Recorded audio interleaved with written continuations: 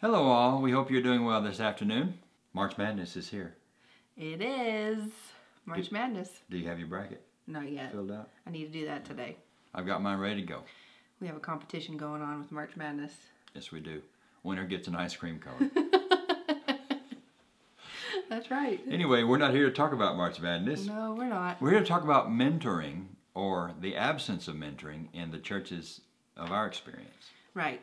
Continuing with our series on barriers to spiritual growth, we had someone comment on this. We did. Yeah, in essence, they said that was an obstacle for them.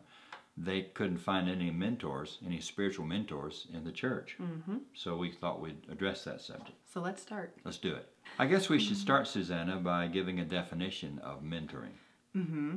And this comes from a book that you've started, which you highly recommend. Yes, I highly recommend this book. It's by Tim Elmore, and he is really great on the next generations, research on the next generations, how to work with them. And he has a book called Life-Giving Mentors. Can you see that? You see that? Life-Giving Mentors. But this is an excellent resource about mentoring, and it's great. I'm eager to read it when you finish it. You definitely need to read it. I would encourage everyone to read it if they can. Yeah. Here's the definition from his book for mentoring. It's a relational experience through which one person empowers another by sharing their wisdom and resources. Mm-hmm. I like that. You too.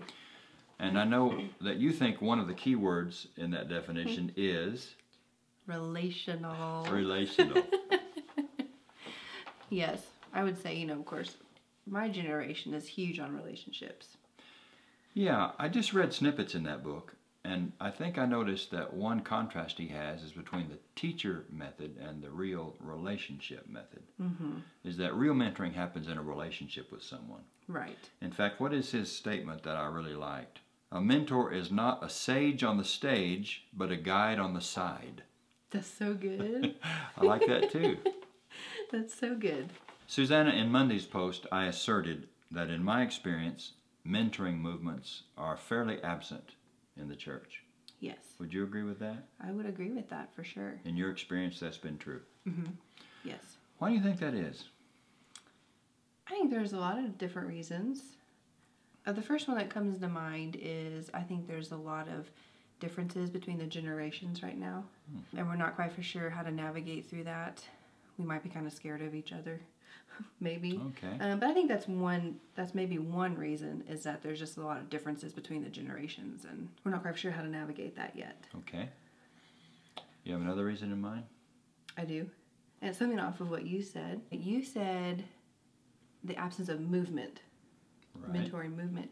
Right. And I'm going to go back to programs here. And I think that mentoring is a movement. I don't think mentoring is a program. Okay. You know what I mean? Explain that a little bit for me. What's the difference between a movement and a program? Well, I don't think leaders, are mass produced. I think they're developed through one-on-one relationships. Mm-hmm. As Tim Elmore would say, through life-on-life relationships. Okay. So I think sometimes maybe when we turn mentoring into a program, it fails, I think, because I don't think mentoring is mass produced. I think it starts small and then it grows. Good. It starts small, it's organic. Yeah, yes. It's about relationship. Yes. It's not something you can draw up on a planning board. Right. I see. Okay, Right. well that makes good sense to me. Right. And actually Bryce and I, years ago, when working with teens, we kind of started a mentoring, Cool. I would say maybe program, and I wouldn't say it was very successful. I would say a few of those relationships where some older people paired up with teenagers was successful, but I think a lot of them failed. And that was probably a lot on our fault, because I think there's a lot that goes into being a mentor. Mm-hmm. And maybe even some training here and there that goes into being a mentor. Certainly. That we did not provide. So I would say that that comment may come from some experience. Good. Too. Okay. Well, let me throw a reason out there. Go for it. I think maybe mentoring movements are absent in churches because we are afraid of what they might become.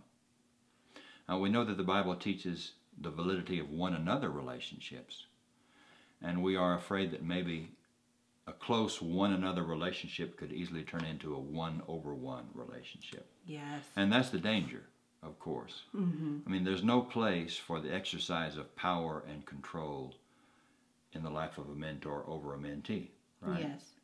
So rather than risk relationships becoming abusive, we just don't have them. We just don't invest in them. You know, I think churches are really good at fellowshipping. Mm-hmm. I think a lot can be fostered in the name of fellowship, love, and nurturing of people. But I think mentoring is more emotionally expensive. It's intentional, it's hard work. You know, you have to really invest in someone. Yes. And I think it may be easier just to go the other route. Well, you're saying mentoring is not the same thing as having fellowship with someone. Right. Mentoring is more intentional and it's more structured, perhaps, in some ways. Okay. And maybe because we're afraid of maybe power overtaking that relationship, it's just easier to fellowship. Yes. Well, we probably all have heard examples of abusive relationships where a mentor or a follower of Jesus tried to exercise power over another, Right. to the point where they would tell them when to cut their hair or whom to date or things like that. We probably all are aware of those kind of relationships, and that's not what we're looking for Right. in the church. No, not at all. But we need more mentoring. Yes, we do, for sure. Susanna, also in Monday's post, I asserted that your generation, younger generations, are hungry for mentors. Yeah, You believe that's true? I definitely do. Okay, well, talk to me about definitely that. Well, I would say I'll try and keep it short. I think that I could go really long-winded on that. Okay. Keep it short. Well, I'm a part of the millennial generation, I would say. Yes. And you could also say we are the Google generation, to where we have grown up with technology, we have grown up with instant access to information, and we can get it quickly.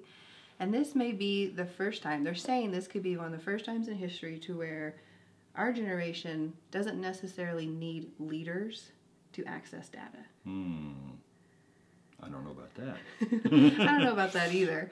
But what we need, because we are kind of information overload, our problem is we need help processing data. Well, I take back what I said. So your generation may not need leaders to gain information. Right. But it's the processing of the information that you may need help with. Right. We need a guide on the side, like Tim O'More said before. Yeah, baby. We don't necessarily need, I think, a talking head up front, but we need someone to help us navigate life. Okay. We need someone to process data with us. Good. That makes sense? Good. Another reason I think the younger generations crave mentors is because there are a lot of characteristics and qualities, good qualities, that make up the younger generation. I know it may seem scary to other people, but I think there's a lot of good qualities. Sure. But I think we really need mentors to act as a moral compass in our lives and kind of bring a sense of reality into our lives. Okay. Does that make sense? I think, Sure. One example is we are very, when I say a sense of reality, I don't mean come in and squash our dreams. I think we're very optimistic dreamers. And I don't mean someone come in and say, that's not going to happen and squash that. I'm talking about someone to come in and help us navigate getting to those dreams. Help us to reach goals, help us to focus, things like that.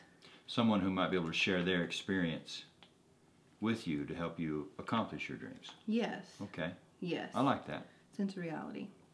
And another thing is that we're very relational. Our generation is very relational. They say, when they ask our generation who we look up to the most or who has had the most impact in our lives, we don't say, celebrities or the big wigs. We say parents. Really? Really. They say millennials are huge on family. We will create families. We will create communities.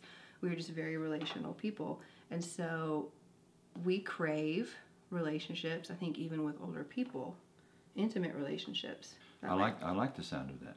Let's talk about why mentoring relationships are so vitally important. And why is the absence of such movements a barrier to spiritual growth? I think the scriptures teach that we all need a Paul and a Timothy. Mm-hmm. We all need someone who is older, perhaps, maybe more experienced, who can share his or her experience and lessons learned from experience with us. Mm-hmm. But we also all need a Timothy. We all need someone that we're trying to help navigate life, if you please. I don't know that you could find any successful person in business, in spiritual matters, in other matters that didn't have a mentor. Yeah. Don't you think? I agree. And you know, Elmore brings that up in his book. Oh, yeah? That anyone who's kind of become successful, they have all had mentors. They have all had someone. My guess is we Okay, could then. ask all of our viewers, do you have a mentor? Mm-hmm. And most of them would probably, many of them would probably say, I don't think I do, or I may not. Mm-hmm. But my guess is they do. Yeah. My guess is each one of us has someone that we look up to, that we respect, that we even have leaned on occasion for advice and direction. Yes. So we all have mentors, and if we're going to be successful in any area of life, we need role models. We do. We need mentors, and this is especially true in the area of spiritual things. Mm-hmm. We need spiritual mentors in the church, and one of the reasons I'm convinced why churches don't grow and Christians don't mature is that we don't have movements in place to foster mentoring relationships. I agree. You know, one thing that really stood out to me, a takeaway from this whole book, he says, if you're really serious about transforming the world, then you better get serious about investing in people. That's very good. And how does that not also go to our churches? Very good. You know, if you're really serious about keeping the church alive, you know, then we better get serious about investing in people and investing in the younger generations. That's good. Another thing that I really liked in Elmore's book was this quote. And he said, anyone can mentor provided he or she has learned something from the past and is willing to share with others what he or she has learned. I like that too. I do too. We tend to think that mentors have to be heroes who have everything right in their lives. Gurus. Gurus. Mm-hmm. Yeah, they're almost perfect. Right. Almost gods Right. to us. So I like that too. Anybody can be a mentor if they've learned from their experience and are willing to share what they've learned with others. Yes. I like that. too. Simple. Okay. So let's wrap this up. Okay. We want to promote the development of mentoring relationships, mentoring movements in the church. Why? So that individuals can grow to their full spiritual potential. Yes. Sounds good? Sounds good. Okay. We'll see you next time.